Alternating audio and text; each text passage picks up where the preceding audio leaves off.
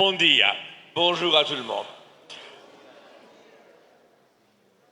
Le thème général des Journées mondiales de la jeunesse à Rio, c'est « Allez et de toutes les nations, faites des disciples ». Mais aujourd'hui, pour la première catéchèse, le thème est « Soif d'espérance et soif de Dieu ». Alors je voudrais vous donner, comme disent les journalistes, un scoop sur ce sujet, à savoir que Dieu est très malin, très astucieux pour relier dans notre vie la soif d'espérance et la soif de Dieu, la soif de lui. Notre Dieu, il est très malin et il sait bien comment s'y prendre avec nous. Il sait que notre besoin le plus grand, c'est le besoin de l'espérance. Nous avons besoin d'espérance comme de pain. Parce qu'il y a tellement de raisons, souvent, de perdre courage, de perdre l'espérance. Il sait que nous avons besoin d'espérance pour notre vie personnelle. Par exemple, vous êtes à l'âge où vous vous préparez, certains, à une profession, vous êtes engagé dans une relation amoureuse et vous avez besoin d'espérance pour l'avenir de cette relation, besoin d'espérance pour votre entrée dans la vie professionnelle. Mais vous avez aussi besoin d'espérance dans des dimensions beaucoup plus larges. Espérance pour l'avenir de cette planète. Beaucoup de jeunes sont très inquiets de ce que va devenir la planète Terre au cours du XXIe siècle. Est-ce qu'on ne va pas démolir tellement la planète qu'elle n'aura plus d'avenir? Beaucoup de jeunes sont inquiets devant la montée de la violence dans le monde. Tant de violence. Beaucoup de jeunes, comme des adultes aussi, sont inquiets de ce que vont devenir les relations entre chrétiens et musulmans dans un certain nombre de pays du monde. Beaucoup de jeunes sont tentés par le désespoir parce que malgré tous les moyens de communication, nous communiquons presque 24 heures sur 24 avec tous nos petits bidules, nos machines, nos gadgets pour communiquer, et pourtant tant de jeunes se sentent seuls dans la vie et ont besoin d'espérance pour trouver une communion dans la vie. Et le Seigneur sait que nous avons besoin d'espérance. Or, il a mis en nous quelque chose d'extraordinaire qui fait que nous sommes des êtres humains et pas des animaux comme les autres. Il a mis en nous un désir, un appétit du bonheur qui est sans limite. Et ça, c'est une astuce de Dieu pour nous conduire, à travers notre désir, notre espérance du bonheur, nous conduire vers lui. Mais il y a en nous un appétit, un désir du bonheur qui est, j'y insiste, illimité. Illimité. Notre désir est aussi illimité que notre intelligence. Notre intelligence est capable de s'intéresser à tout. Nos frères, les animaux, eux aussi ont des connaissances. Genre, un chat est très intéressé quand il voit un papillon passer ou une souris courir à proximité. Mais il sait bien qu'il y a une différence entre un chat, entre une souris et un papillon. Il ne confond pas l'un avec l'autre.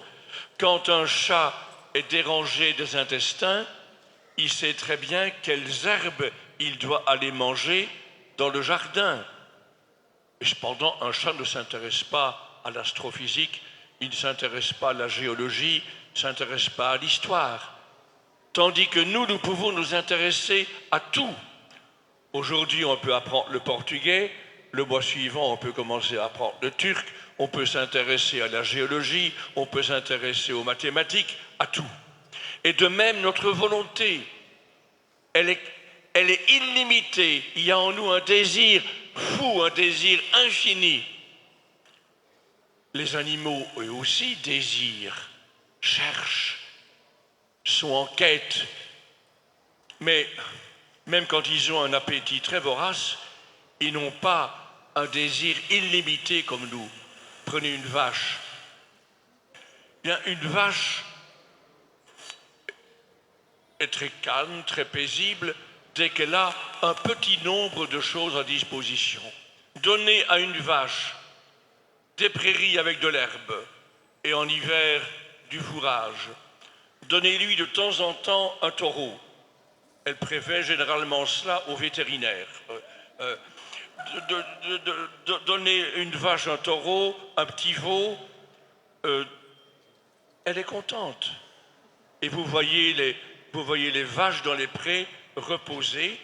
Elles mangent toute la journée. Quand elles ne mangent pas, elles ruminent. Mais avec peu de choses, elles sont satisfaites. Elles n'ont pas de grandes angoisses métaphysiques, pas de grands problèmes existentiels. Elles font rarement une dépression nerveuse. Elles sont rassasiées avec peu de choses. Tandis que nous avons un désir illimité, infini, jamais satisfait. Même si on nous comble de nourriture, on nous comble de plaisir, on nous comble d'argent, on nous comble de richesse, on ne sera quand même pas content. Nous avons en nous un désir illimité d'un bonheur infini. Et ça fait partie de nous. Et tout ce que nous faisons du matin au soir, et souvent aussi du soir au matin, nous le faisons pour être heureux, habité par un désir sans limite. Si vous mettez du sucre dans votre café le matin, c'est pour être heureux. Si vous n'en mettez pas, c'est aussi pour être heureux, parce que vous voulez éviter de grossir. Mais tout ce que vous faites, réfléchissez, tout ce que vous faites, c'est toujours pour être heureux. Le grand écrivain français Blaise Pascal disait « Tous les hommes cherchent à être heureux jusqu'à ceux qui vont se pendre. » Quand les gens se suicident, c'est pour être heureux, c'est pour échapper au malheur. Tout ce que nous faisons est pour cela. Et on n'a pas à le vouloir. C'est un désir qui en nous est nécessaire. On ne doit pas dire « Tiens, je vais chercher aujourd'hui à être heureux ». Non, ce désir est déjà en nous. Il fait partie de notre nature. C'est ainsi que Dieu nous a créés à son image et à sa ressemblance, avec en nous quelque chose d'infini à son image. Un désir illimité. Et c'est ce qui d'ailleurs nous donne la liberté. Pourquoi sommes-nous libres? Parce qu'il y a en nous un désir si large que tout ce qui est limité, nous pouvons prendre du recul par rapport. Si vous mettez un cochon devant une chaudronnée bien remplie de pelures de pommes de terre, il ne va pas réfléchir longtemps. Il va foncer sur la chaudronnée pour satisfaire son appétit. Et puis après ça, il sera content. Il sera déjà rassasié. Nous, comme nous sommes habités par un désir infini, nous pouvons prendre du recul par rapport à toutes les choses limitées. Vous arrivez à table, vous avez faim, mais vous êtes capable, même quand vous avez faim, de ne pas manger. Ils sont capables de jeûner. Un cochon ne jeûne jamais, ni pendant le carême et encore moins pendant le ramadan. Il ne jeûne jamais. Dès que la nourriture est là, il fonce dessus. Nous, on est capable de recul. C'est ce qui fait notre liberté. Nous sommes capables de prendre distance, de réfléchir et de décider librement. Eh bien, ce que je viens d'évoquer, ce désir qui nous habite, nécessairement, du matin au soir, c'est, si je puis ainsi parler, l'hameçon pour attraper le poisson, l'hameçon par lequel Dieu nous attire vers lui. Tous les hommes cherchent à être heureux et d'un bonheur sans limite, d'un bonheur infini. Et il y a seulement la plénitude, la totalité de l'être qui pourrait nous rassasier. Nous sommes des animaux insatisfaits aussi longtemps qu'ils ne jouissent pas de la plénitude de ce qui existe. Or, où trouvons-nous la plénitude de l'être, sinon en Dieu?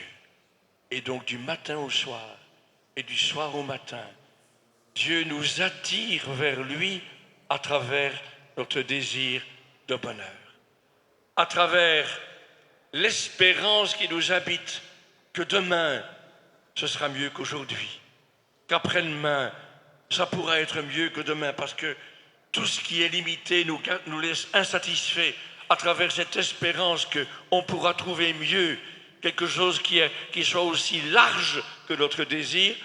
À travers cela, Dieu, comme avec un hameçon, nous attire vers lui. Nous attire vers lui. Vous connaissez cette très belle phrase qu'on lit à la première page des Confessions de saint Augustin, un autre ami, comme l'a dit le Père Thomas, un autre ami dans le ciel avec qui il faut faire connaissance. Dans la première page du livre qu'il a écrit, où il raconte sa vie, où il confesse les errances de sa vie, mais plus encore la miséricorde de Dieu, il s'est converti quand il avait 36 ans. Pour la plupart, vous avez encore quelques années de bonnes devant vous. Mais n'attendez pas 36 ans pour vous convertir. Augustin s'est converti à 36 ans.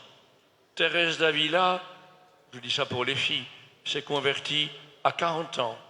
Mais n'attendez pas 36 ni 40 ans pour vous convertir. Eh bien, Augustin, au début de ce livre, les Confessions, dit « Tu nous as fait pour toi, Seigneur. » Et notre cœur, il est inquiet, il est insatisfait, il est sans repos aussi longtemps qu'il ne repose en toi. Le désir, toujours insatisfait qui nous habite, c'est l'hameçon à travers lequel, grâce auquel Dieu nous attire vers lui. Finalement, tout ce qui est moins que Dieu est indigne de notre espérance ultime. Au bout du compte, nous ne pouvons pas espérer moins que Dieu, parce qu'il n'y a que Dieu, la plénitude de l'être, qui peut combler un cœur humain.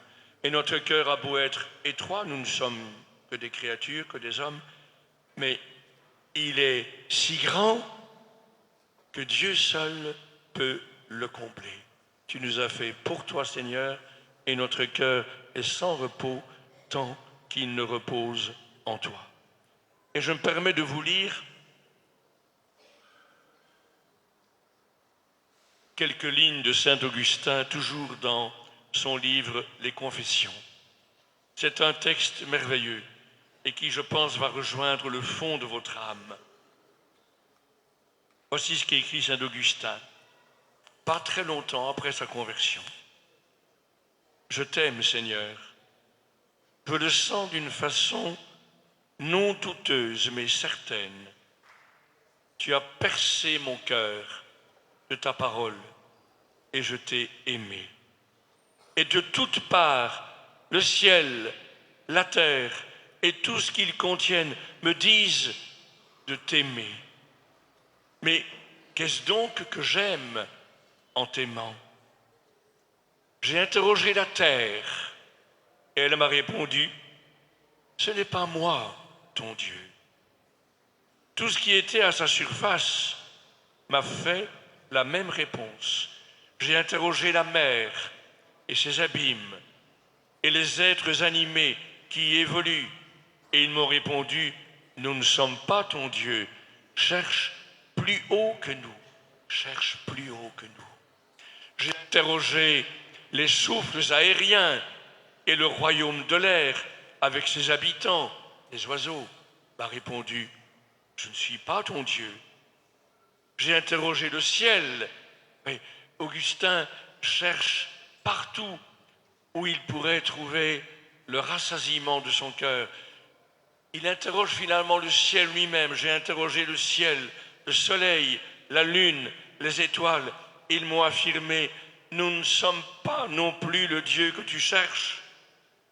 Alors j'ai dit à tous les êtres qui assaillent les portes de mes sens, mais parlez-moi donc de mon Dieu, puisque vous ne l'êtes pas.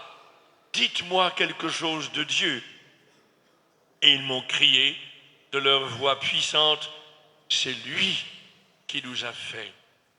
C'était par ma contemplation que je les interrogeais et leur réponse, c'était leur beauté. Tard je t'ai aimé, merveilleux ceci.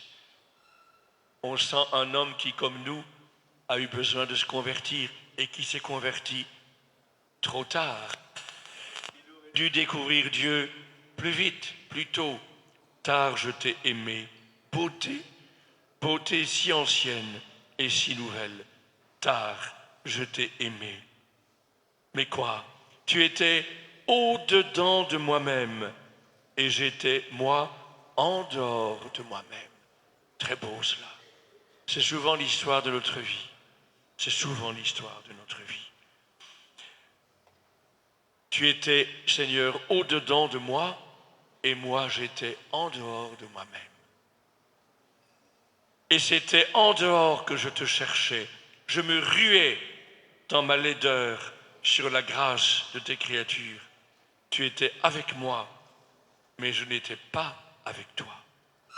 Retenu loin de toi par ces choses qui ne seraient pas si elles n'étaient pas en toi.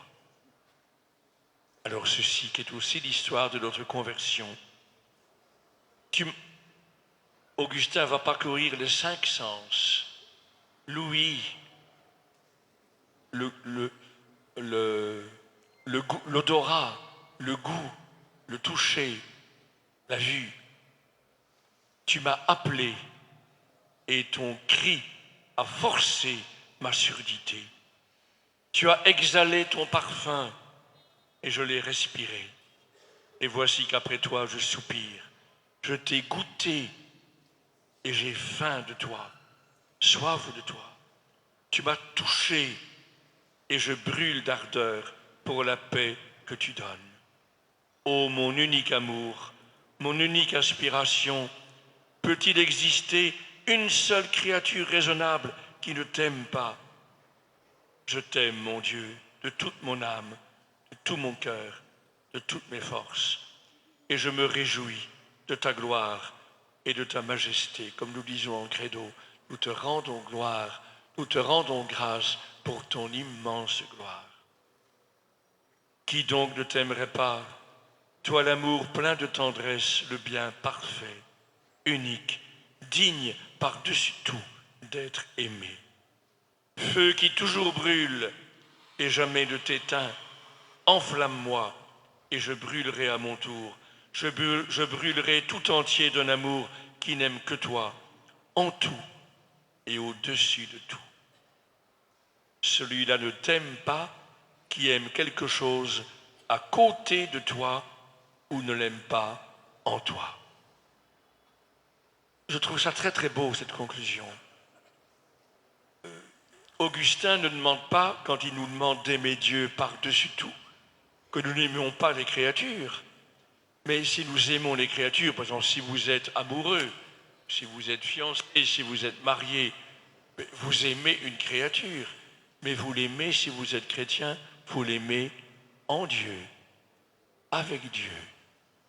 Si vous formez un couple chrétien, vous allez former un couple à 3. Un homme, une femme et le Seigneur au milieu. Et le Seigneur aimé par-dessus tout. Et je voudrais conclure en insistant sur ce point. Dieu n'est pas jaloux. C'est lui seul qui peut combler notre cœur. lui seul.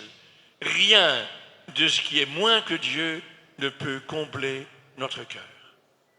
Et s'il a mis en nous ce désir illimité, cet appétit infini de bonheur, c'est pour que nous comprenions que lui seul peut le rassasier. Ce qui est moins que Dieu est indigne de notre espérance ultime. Mais Dieu n'est pas jaloux. Et il se réjouit que nous aimions aussi des créatures. Mais il nous demande de les aimer avec lui, par lui et en lui. Je prends quelques exemples pour montrer que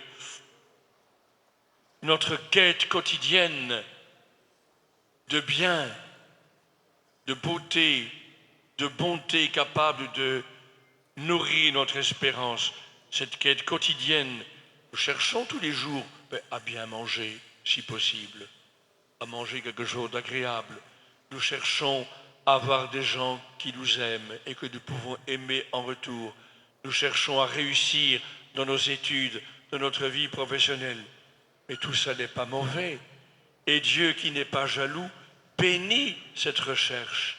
Il bénit cette quête de bonheur quotidienne qui habite notre vie. Rio de Janeiro est dominé par la statue du Sacré-Cœur, d'un Christ aux bras larges ouverts et qui nous montre son cœur. C'est notre bonheur ultime qui a pris un visage humain. Un homme qui est notre Dieu, dont les bras sont ouverts pour nous accueillir et notre cœur pour nous aimer. Et il bénit notre recherche quotidienne de bonheur quand elle est vécue dans l'ordre, quand nous cherchons des biens authentiques, des biens véritables, et en respectant la hiérarchie entre les différents biens de cette vie. Mais le Seigneur bénit notre âme, notre esprit avec tous les désirs, les aspirations, les rêves, les idéaux qui nous habitent. Il bénit cela. Il bénit notre corps. Il nous a voulu des êtres d'esprit et de chair. Et nous sommes une des très rares religions ou philosophies dans l'histoire de l'humanité qui croient que nos corps ont une destinée éternelle. Ils ne vont pas simplement finir à la poubelle, mais nos corps vont être, après notre mort, à la fin des temps, ils vont être recréés. Mais notre corps, qui est une merveille ici-bas, c'est le cheval de Troie de l'esprit à l'intérieur du monde matériel, à travers l'esprit humain, à travers le corps humain. L'esprit habite la matière, c'est prodigieusement beau, et le corps est un merveilleux moyen d'expression avec la main. On peut travailler avec la main, on peut donner de l'amitié avec la main, on peut prier. C'est merveilleux. Et notre corps, qui bien sûr dans quelques années va se décrépir, chez moi c'est déjà bien commencé, et on va tous mourir, on va tous pourrir, mais Dieu recréera nos corps, il bénit nos corps pour le temps et pour l'éternité. De même, Dieu bénit notre sexualité. À son image, il nous a fait, hommes et femmes, il nous a fait, et il bénit l'admirable complémentarité qu'il y a entre l'homme et la femme. Il bénit le désir que vous avez d'aimer un garçon ou d'aimer une fille, selon le cas. Et dans cet amour de donner la vie à d'autres personnes humaines, il bénit tout cela. Il bénit votre aspiration à une vie professionnelle, à un engagement économique, social, politique. Il bénit tout cela.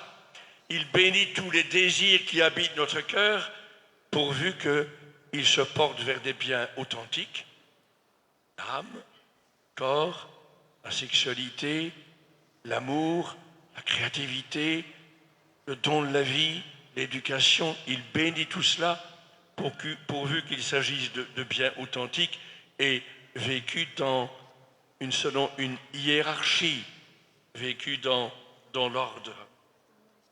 Et enfin, mais cela j'en reparlerai tout à l'heure dans l'homélie à la messe, enfin, son cœur qui nous attire à lui, à travers le désir du bonheur qui nous habite, son cœur bénit, non seulement bénit tout ce qui est beau dans notre vie, mais il accueille aussi tout ce qui a échoué, tout ce qui n'est pas dans l'ordre. Il nous accueille tels que nous sommes, de pauvres pécheurs, des hommes et des femmes désireux de bonheur, désireux finalement de Dieu, mais qui parfois se trompent d'adresse, jugent mal leur quête de bonheur, se trompent de bonheur. Il nous accueille tels que nous sommes, pécheurs. Et tout à l'heure, dans la messe qui a, si j'ai bien compris, c'est la messe avec les textes de la fête du Sacré-Cœur qui nous est réservée pour aujourd'hui, nous allons découvrir ce cœur qui nous attire vers lui, mais qui nous accueille aussi tels que nous sommes, avec nos pauvretés, nos échecs et nos misères. Et déjà, nous le remercions pour cet amour fou qu'il nous porte, qui nous attire vers lui, mais qui est rempli aussi de compassion pour toutes nos pauvretés. Amen.